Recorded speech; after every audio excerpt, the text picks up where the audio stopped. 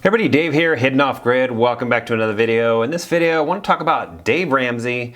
Is Dave Ramsey holding you back? Okay, so Dave Ramsey is a very popular investing,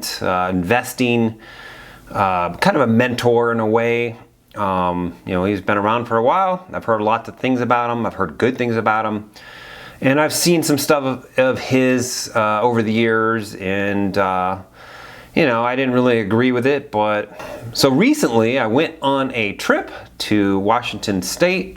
So went across 6 states, drove about 1,300 miles, 2 days to get there, and then on the way back I did the same thing. So on the way there, there's a lot of dead space going through a lot of the states that I was going through. I was flipping through the AM stations. I came across many talk shows, and I love to listen to talk shows. I came across Ben Shapiro, which I love. Came across Glenn Beck, which I love as well. I used to watch him on TV. And Don Bongino, came across him as well. And in addition, I came across Dave Ramsey. So I listened to Dave Ramsey for a while when a lot of the other stations just didn't come on, or I couldn't get them in. And there's a lot of stuff that Dave Ramsey talks about, and I just don't agree with it. I think that he has helped so many people. Don't get me wrong. I know of people that he's helped, many people that he's helped. I know firsthand of 2 or 3 people that he's helped, and on YouTube and stuff, and I've followed their channels, and honestly, they helped him. But once you get to a certain point with Dave Ramsey, I think he's holding you back. Okay, now this does not mean this is not a stab. This is not a stab on Dave Ramsey at all. Like I said, he's helped many people, but I just don't agree with a lot of the stuff that he says when it comes to investing. When it comes to paying off your debt and stuff, I think his material is literally spot on. Okay, now I guess that's okay, but thumbs up for his get out of debt series, snowball debt series. So I think that he's spot on right there, and I'm not saying all of his investing advice is hogwash, but I don't agree with a lot of it, and I'm going to go over some specific examples of what I'm talking about here. So I know that Dave Ramsey likes let's see here, he likes investing in index funds and stuff like that. And he came from the mutual fund type of world as well, because he's a little bit older. He's older than me. And that used to be the thing back in the day, as mutual funds. Well, ETFs kind of replaced, almost all but replaced mutual funds.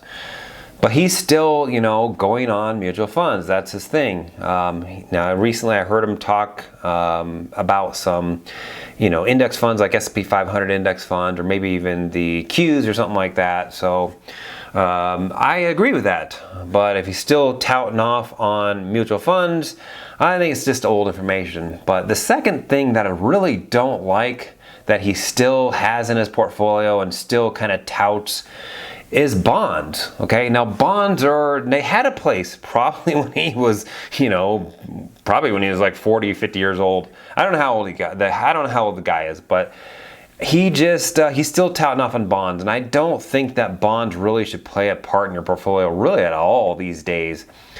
If rates could get back to the 5% and the 8% yields that they had back in the 80s and 90s, then bonds might come back into season and could play a role in your portfolio. But right now, to have, to follow the old information that I hate, by the way, you're 50 years old, you should have 50% bonds. I don't agree with that. Okay, I'm 70% old, or 70%. I'm 70 years old. I should have 70% bonds in my portfolio. That is old information. It's bad information, in my opinion. If you did that today, you'd severely hurt your portfolio, in my opinion, because bonds just aren't paying very much, and they're not even outpacing inflation, in my opinion.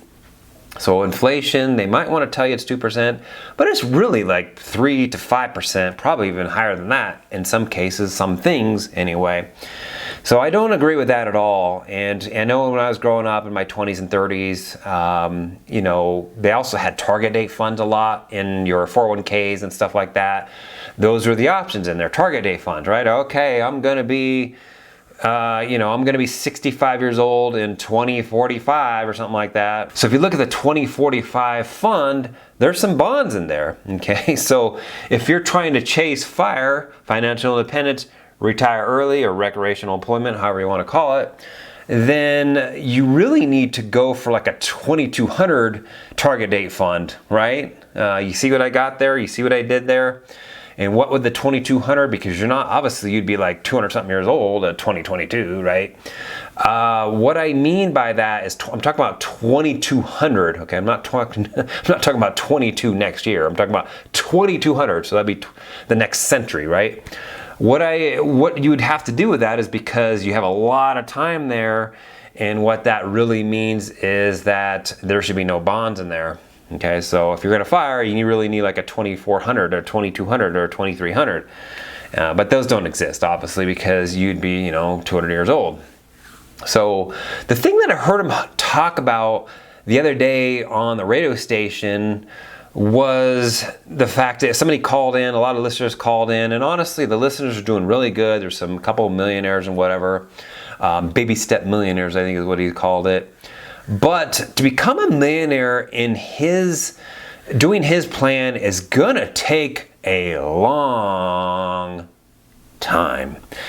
Very long time, because, you know, he wants you to pay off the house first before you do any other investment at all. And I don't agree with that. I don't agree with that at all. You can basically walk and chew gum at the same time.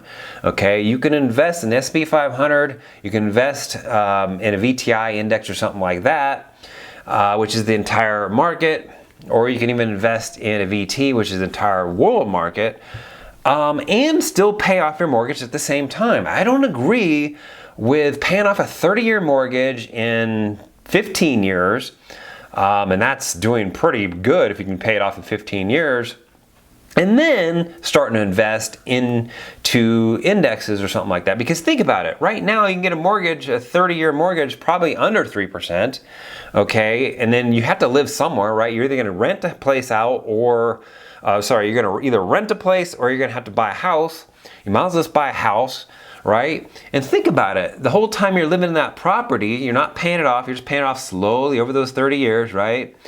And you can make more payments, more principal payments if you want, but you can deduct that interest. You can deduct that those property taxes as well. Okay, depending on what state you live on, the SALT, depending on what state you live in, the SALT deduction might, screw you over there a little bit. But in most cases, depending on where you live, you can deduct that. So why, would you pay off the mortgage early and live in a house where you can't even deduct the mortgage or deduct the property taxes, right? So I just don't agree with that, right? You're gonna get a way higher return out of the S&P 500, okay? Probably 8%, 9% on average. This year it's up like 20-something%, right? And then you're gonna, spend 15 years paying off this mortgage at, 2.5%, 3%. Meanwhile, inflation is pretty much killing you there. Why would you do that? I think it's just dumb advice in my opinion. And for most people, that makes the most sense, right? They're gonna buy a house, they're basically gonna pay the mortgage down as they're investing in other things that are gonna grow way quicker than paying off that mortgage. I completely get the aspect of paying off all your debt, your consumer debt, cars, and all that stuff. I think that's a smart thing to do under his plan, but I don't agree the fact that you should pay off your house before you start to invest in anything else, okay? And I don't think that he said don't invest into a 401k at the same time while you're, pay off the house first. At least put the minimum into your 401k or something like that where you can get the match at minimum, okay? If you could do me a favor, if you got anything out of this video, go ahead and like it. Share it with your friends and families. I'd appreciate it. Go ahead and like and subscribe, and we'll see you in the next video. Thanks for watching.